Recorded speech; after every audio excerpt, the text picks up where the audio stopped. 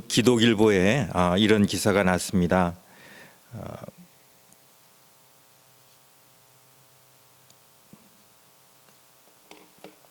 중국 정부가 공산주의 이념에 따라 변개된 새로운 성경을 제작 중이라는 겁니다. 이미 2019년에 발표한 프로젝트인데 당시 이들은 새 성경 번역본 출판에 10년 정도 걸린다고 예상을 했습니다.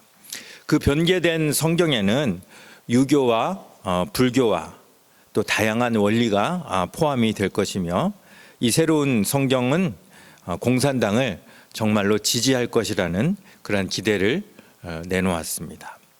그러면서 사회주의 핵심 가치나 공산주의 신념을 반영하지 않는 성경 구절들은 대거 삭제될 것이다 라고 합니다.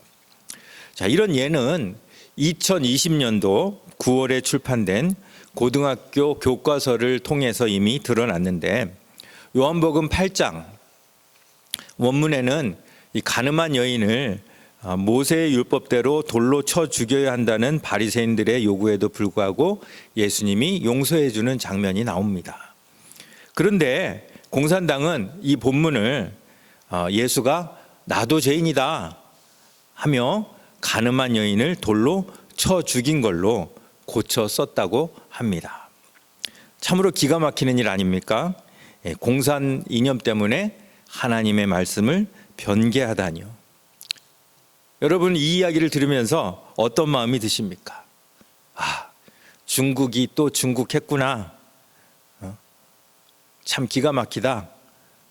그렇지만 뭐 어쩔 수 있겠느냐? 나와 아무 상관없다고 느껴지십니까? 아니면 정도의 차이겠지만 대부분은 그들에 대한 분노가 치밀어 오를 것입니다. 왜냐하면 그들은 진리를 왜곡하고 있기 때문입니다. 하나님에 대한 진리를 왜곡하는 것은 하나님의 이름을 훼손하는 그러한 일입니다. 만일 중국 공산당이 성경 개정하는 일을 이렇게 계속해서 그들이 의도한 대로 성경이 완역되고 중국 사람들에게 읽힌다면 10년, 20년 뒤에 중국에 어떤 괴물 같은 기독교가 탄생할지 모릅니다. 그러니 그냥 손 놓고 강 건너 불구경하듯이 바라만 볼 수는 없습니다. 그들이 이런 짓을 하지 못하도록 막아야 하며 또한 그것을 막아주시도록 기도해야 합니다. 중국의 인구는 세계 인구의 약 5분의 1이나 됩니다. 그런데 그 5분의 1이나 되는 사람들이 왜곡되고 변질된 복음을 그냥 접하도록 놔둘 수는 없다는 것이죠. 자, 그런 의미에서 중국의 제대로 된 신학교육도 매우 시급합니다. 중국에는 이미 기독교 신앙과 또 미신적인 요소가 섞인 이단들이 판을 칩니다. 그런데 제대로 된 신학교가 없기 때문에 신학적인 방어망이 매우 약합니다. 그렇기 때문에 우리 송영재 목사님이 하고 계신 이 신학교 그 사역이 얼마나 중요한지 우리가 다시금 인식할 수 있는 그런 계기가 되었으면 좋겠습니다. 지금 얼마나 많은 선교사들이 세계 곳곳에 가서 정말 단 한 명의 영혼이라도 구원하려고 애를 쓰고 있는데 전 세계 5분의 1이나 되는 중국 인구들이 잘못된 복음을 듣고 배운다면 아무리 많은 선교사가 나가서 선교를 한다고 해도 그보다 훨씬 많은 수의 왜곡된 기독교인들이 탄생될 것이기 때문입니다. 아버지의 이름을 왜곡하고 말씀을 변개하는 이러한 일들을 우리가 막아야 합니다.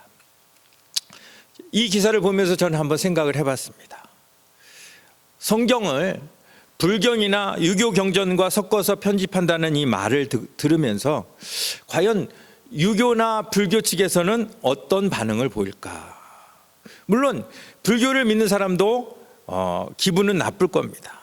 하지만 우리 기독교인만큼 나쁘지는 않을 겁니다. 왜냐하면 그들에게는 구원의 길이 단 하나가 아닌 여러 개이기 때문입니다. 제가 지난번에도 말씀을 드렸는데 불교는 8정도 8개의 바른 길 중 어디든 바로 가기만 하면 구원을 받을 수 있다고 가르칩니다.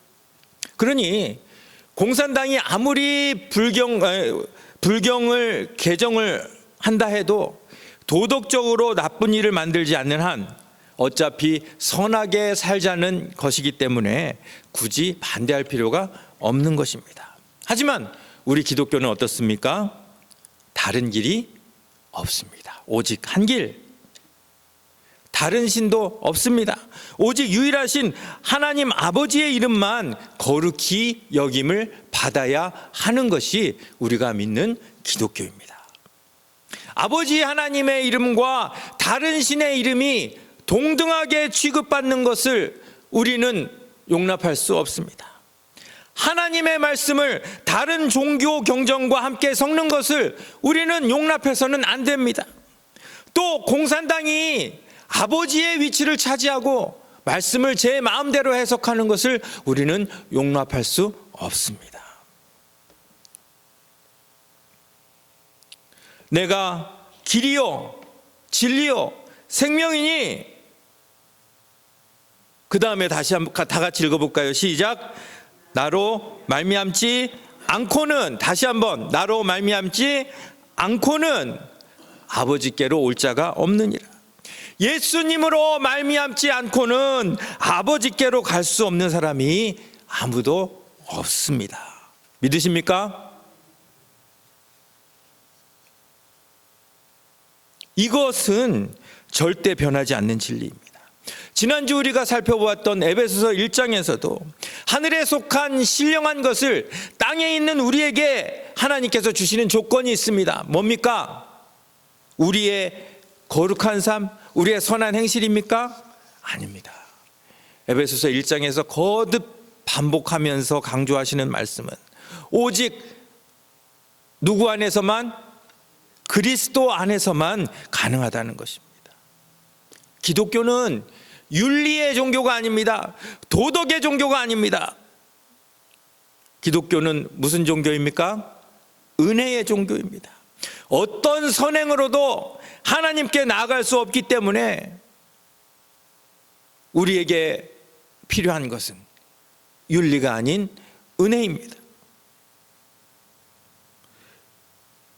이런 은혜의 아버지의 이름과 말씀은 어느 것과도 섞이지 않은 거룩한 것이어야 합니다. 조금이라도 다른 것이 섞이는 순간 은혜의 종교는 윤리의 종교로 바뀌게 되고 아버지의 이름은 그 거룩성이 훼손되고 맙니다.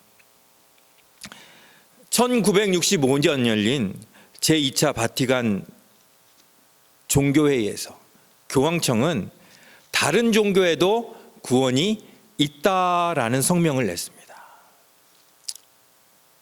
요지는 예수의 이름을 들어본 적이 없지만 선하게 사는 사람에게 구원이 있느냐 없느냐에 대한 답변으로 예수를 몰라도 선하게 사는 사람들에게는 구원의 여지가 있다라고 발표를 한 것입니다.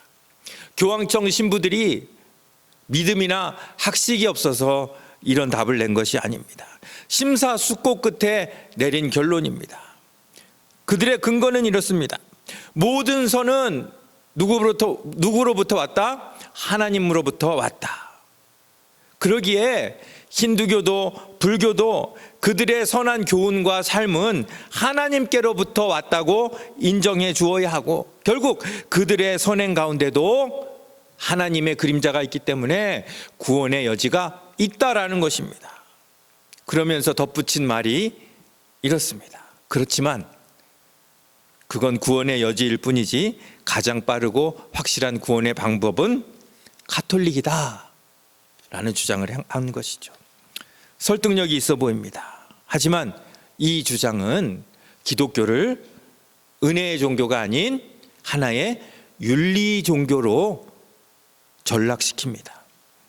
기독교가 윤리 종교라면 다른 종교에서 하는 선한 일을 구원의 수단으로 인정하는 것이 맞습니다. 하지만 기독교는 윤리의 종교가 아니에요. 은혜의 종교예요. 예수 그리스도를 떠나서는 생각조차 할 수 없는 종교가 바로 기독교입니다. 예수 그리스도를 통한 은혜가 아니면 어떤 선행으로도 구원을 받을 수 없다라고 주장하는 것이 우리가 믿는 복음입니다. 가톨릭의 주장대로라면 공산주의도 선이 될 수 있고 공산주의로도 구원이 가능하다는 결론이 됩니다. 공산당이 성경을 어떻게 바꾸든 그 안에 선이 깃들어 있기만 하면 되는 것입니다. 하지만 복음은 그것이 아니라는 것이죠. 인간이 아무리 선하다 해도 그 선으로 구원받을 사람은 단 한 명도 없습니다. 오직 죄 없는 제물이 인간을 대신해서 죄를 전가받아야만 구원이 가능해지는 것입니다. 그런데 중국 공산당이 무슨 일을 했습니까? 역사상 단 한 분, 유일하게 제물의 자격이 되는 그 예수님을 죄인으로 만들어버린 것입니다. 자, 그러면 온 인류의 죄는 어떻게 되나요? 만일 예수님도 죄인이라면 인류의 운명은 그것으로 끝입니다. 아무 소망 없이 그야말로 동물처럼 본능에 이끌려 살다가 모두 함께 영원한 멸망으로 떨어지게 되는 것입니다. 하지만 예수님이 죄가 없으시기 때문에, 예수님이 거룩하고 성결하시기 때문에, 흠이 없으시기 때문에 우리의 죄를 전가받으실 자격이 되시기 때문에 온 인류의 희망이 생긴 것입니다. 구약에서도 흠이 있는 동물들은 제물로 합당치 않았습니다. 자신이 흠이 있는데 어떻게 다른 사람의 죄를 커버합니까? 구약에서 흠없고 순전한 제물을 찾으신 이유가 바로 그 제물이 앞으로 인류를 위한 단 한 번의 제사를 드리실 순결한 예수 그리스도를 예표한다는 뜻입니다. 히브리서 4장 15절은 이렇게 이야기합니다. 우리에게 있는 대제사장은 우리의 연약함을 동정하지 못하실 이가 아니요 모든 일에 우리와 똑같이 시험을 받으신 이로되, 그 다음에 다 같이 아멘. 이게 왜 중요합니까? 예수님이 죄가 없어야 우리를 대신해서, 우리 죄를 대신해서 제물이 될 수 있는 것입니다.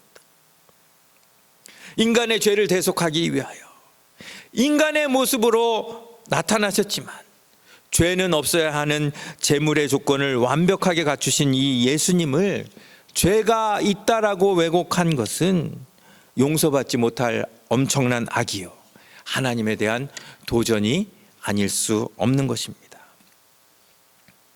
여러분, 시진핑이 뭐 대단한 사람입니까?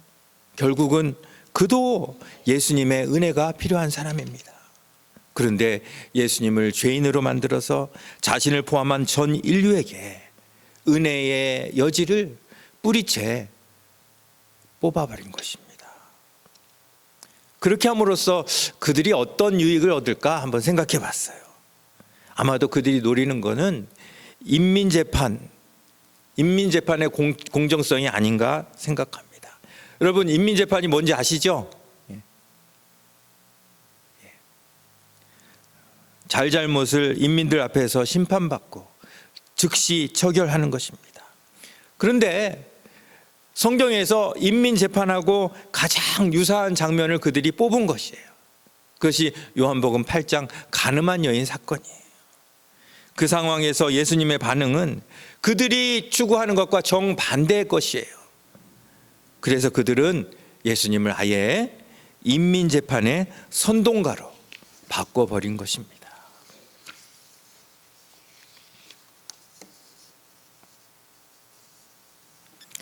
거룩히 여김을 받는다는 의미는 구별됐다 혹은 차별화라는 말씀을 지난주에 드렸습니다. 하나님 아버지의 이름, 하늘에 계신 아버지의 이름은 결코 땅의 것과 같은 차원으로 취급될 수 없습니다. 가장 고귀하고 가장 거룩하게 땅의 것과는 차별화되어야 합니다. 지난주 제가 삼성 이야기를 드렸어요. 지금은 잘 나가고 있지만 그 이름이 얼마나 오래 갈지 아무도 모릅니다. 22세기에는 아무도 모르는 이름이 될 수도 있습니다. 그런데도 그 이름을 지키기 위해 얼마나 많은 사람들이 노력과 희생을 쏟아붓는지를 생각해야 합니다. 삼성이란 이름을 위해 기꺼이 손해를 감수하는 사람들을 보면서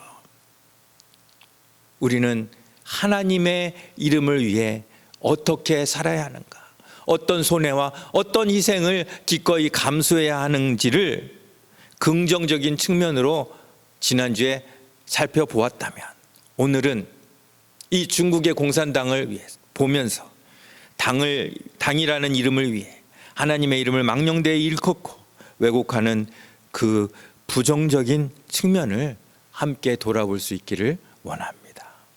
나는 내 유익 때문에, 내 삶 가운데서, 혹시 돈 때문에, 혹시 출세 때문에, 혹시 권세를 위해서 하나님의 이름을 지키지 못할 때가 없었는지. 저에게도 그런 위기가 있었습니다. 제가 한국에서 교수직을 내려놓고 온 것에 대해서 여러분들이 물어보십니다. 근데 저희 교인들은 별로 안 물어보시는 것 같아요. 저하고 별로 관심이 없으신지. 반은 제가 내려놓은 것이고 반은 타의로 물러났습니다. 보통 대학에서 이제 새롭게 교수를 임용할 때 연구처에서 서류를 다 받아서 이제 1차로 후보를 한 많게는 10명, 적게는 5, 6명 이렇게 결정해서 학과로 올려보냅니다. 그러면 그 사람들 가운데서 이제 학과에서 교수들이 모여서 심사를 해서 최종 후보 2명이나 3명 정도를 결정한 후에 그들을 이제 최종 면접과 시범 강의를 통해서 최종 1인을 뽑게 되는 것입니다. 그 해에 저희 학과에도 신임 교수를 뽑게 되었습니다. 최종 후보를 결정하는 교수회의 바로 전날 저는 수도 없는 전화를 받았습니다. 학과에서 꼭 필요로 하는 재원이 아닌데 정치적 입김으로 임용 대상이 된 사람을 놓고 학과 교수들의 의견이 정확히 반반으로 갈라진 것입니다. 저는 저의 정치적 입장을 드러내지 않았기 때문에 제가 캐스팅 보트를 쥐고 있다는 것을 교수들뿐 아니라 학과 밖의 총장과 이사장까지 다 아는 상황입니다. 제가 어떤 표를 내느냐에 따라서 그 사람의 임용이 결정되는 상황에서 총장을 비롯한 정치적으로 그 사람을 밀어주는 사람들이 저에게 엄청난 제안을 했습니다. 회의에서 임용 찬성표를 던지면 앞으로 제 앞길에 주단을, 카페트를 깔아준다는 것입니다. 총장의 측근인 교수도, 학교 행정직원도, 그리고 그 사람의 임용을 반대하는 반대측 교수들도 밤늦게까지 계속 전화를 했고 그 다음날 출근길에서도 몇 번이나 전화를 받아야 했습니다. 교수회의는 아침부터 저녁까지 이어졌고 아무리 길게 이야기를 해봤자 의견이 조율되지 않았습니다. 결국 투표를 하기로 했는데 제가 어떤 표를 던졌겠습니까? 제가 만약 찬성표를 던졌다면 지금 이곳에 있지 않을 것입니다. 하지만 그 일로 인해 하나님의 이름은 거룩히 여김을 받지 못했을 것입니다. 하나님의 일꾼들을 양성하는 신학대학에서 이런 일들이 종종 일어납니다. 우리는 이런 일을 어떻게 해석해야 할까요? 그러면 우리가 사는 우리 주변에는 이런 일이 안 일어납니까? 여러분 가운데는 이런 일이 없습니까? 저는 6개월 방위로 복무를 했습니다. 제가 근무하던 곳은 강원도 삼척시인데 이 방위들은 주로 야간에 해안 경비를 담당했습니다. 그때 방위의 복무 기간은 18개월이었는데 저는 부모 60세 이상 독자라서 6개월만 복무하면 됐습니다. 자, 신병에게 행정 업무를 가르쳐 놓아도 6개월짜리는 금방 나가기 때문에 6개월 방위에게는 행정병이 아닌 그냥 몸으로 때우는 보직을 줍니다. 결국 해안 경비로 가야 하는 상황입니다. 그런데 제가 군대를 좀 늦게 갔어요. 대학원 2학년까지 마치고 제 고참보다 한 4, 5살 많은 그런 입장에서 제가 간 거예요. 그런데 밤에 일어나서 해안 초소가 있는 경사지를 오르락 내리락 거리면서 고참과 단둘이 오랜 시간을 있어야 하는 그 해안 경비가 저에게는 그렇게 녹록한 상황은 아니었어요. 그리고 또 낮에는 또 교회에서 사역도 해야 되고.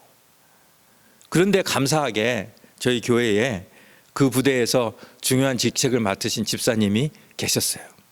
담임 목사의 아들에다 전도사에다. 집사님이 가만 계셨겠습니까?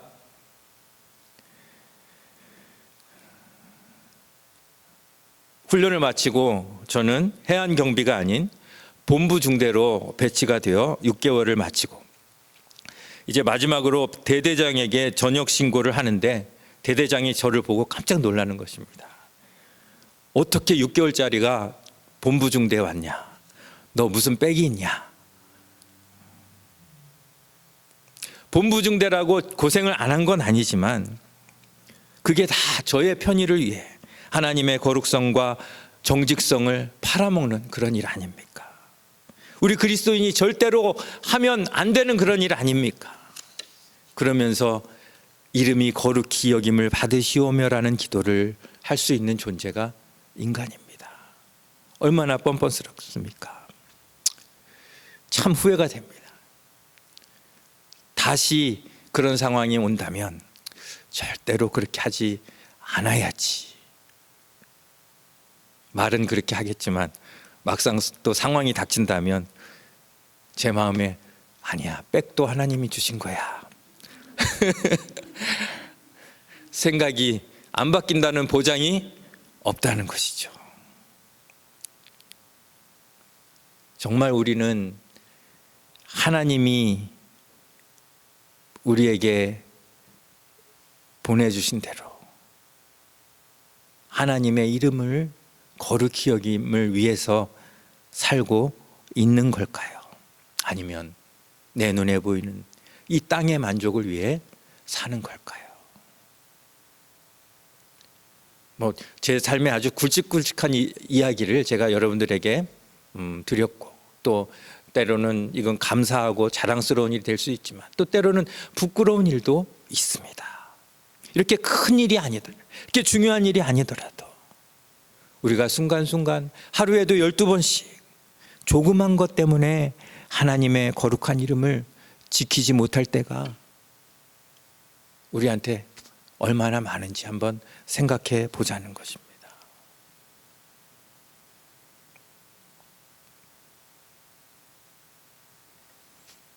내 생각을 하나님의 생각보다 위에 두고 이 땅의 필요를 하나님의 이름의 거룩성보다 더 우선적으로 여기면서 이름이 거룩히 여김을 받으시오며 이렇게 기도하는 존재가 바로 인간입니다. 덩치가 크고 작은 차이일 뿐이지 하나님도 이렇게 생각하실 거야, 하나님도 동의하실 거야 라며 내 편의를 위해 성경을 마음대로 해석하는 우리나 성경을 왜곡하는 중국 공산당이나 어떤 차이가 있냐는 것이죠.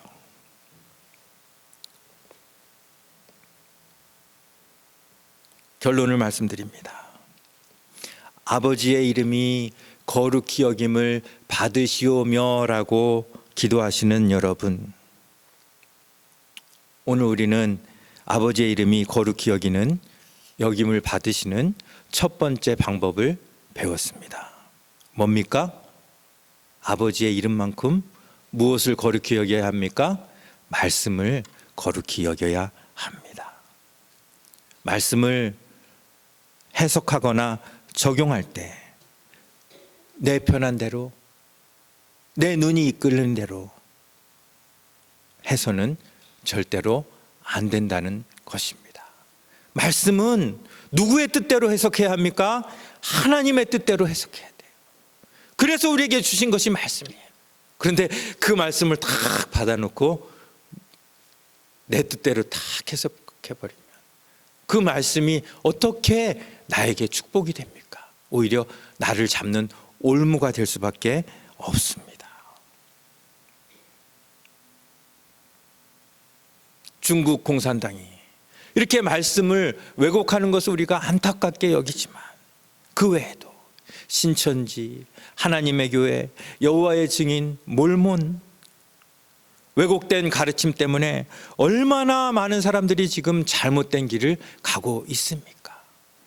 그들은 그렇게 하는 것이 하나님의 이름을 거룩히 여기는 것이라고 믿고 하지만 그 잘못된 해석 때문에 얼마나 많은 사람들이 지금 어둠 가운데 헤매고 있습니까? 우리가 물론 외부에서 오는 이 왜곡된 가르침도 충분히 경계해야 하지만 또한 내부적으로도 내 스스로 말씀을 얼마나 거룩하고 순결하게 여기느냐에 따라서 하나님의 이름의 거룩성이 나를 통해 이루어진다는 사실을 기억하시기 바랍니다. 여러분은 여러분의 삶 가운데 말씀을 몇 번째 순위에 두고 계십니까? 지키면 좋지만 어쩔 수 없이 땅의 것을 우선적으로 생각하십니까? 하나님의 뜻보다 인간의 빽을 더 의지하십니까? 제가 이 말씀을 준비하면서 한번 생각해 봤어요. 하나님의 말씀에 가장 방해되는 것이 무엇인가? 나더라고요. 내 생각, 내 눈, 내 편의, 내 욕심. 그런데 말씀과 내 생각이 그 차이는 보니까 그야말로 하늘과 땅 차이더라고요. 말씀은 하늘에 있는 건데 내 생각은 아무리 내가 날고 기어봤자 땅을 벗어날 수가 없는 것이에요.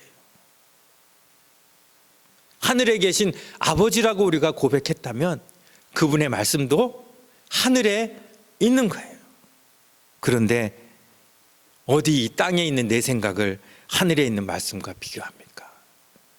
어디 이 부족한 내 생각을 하늘에 있는 말씀 그 위에 둡니까?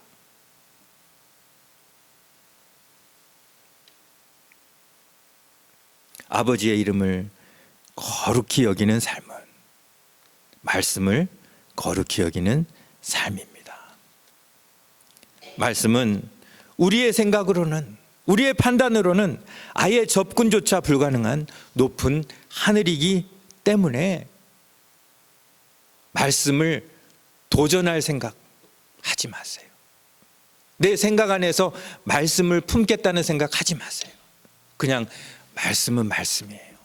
우리가 그냥 무조건적으로 바라보고 받아들이고 순종하며 나갈 때에 우리가 하늘의 복을 받는 거지. 그 말씀을 내가 해석해서 절대로 그렇게 해서는 아버지의 이름이 거룩히 여김을 받을 수 없습니다. 말씀을 가장 거룩하고 순수하게 받고 지키는 성도. 그래서 우리를 통해 아버지의 이름이 가장 거룩히 여김을 받게 되는 우리 길교회 모든 성도들 다 되시기를 바랍니다. 기도하겠습니다.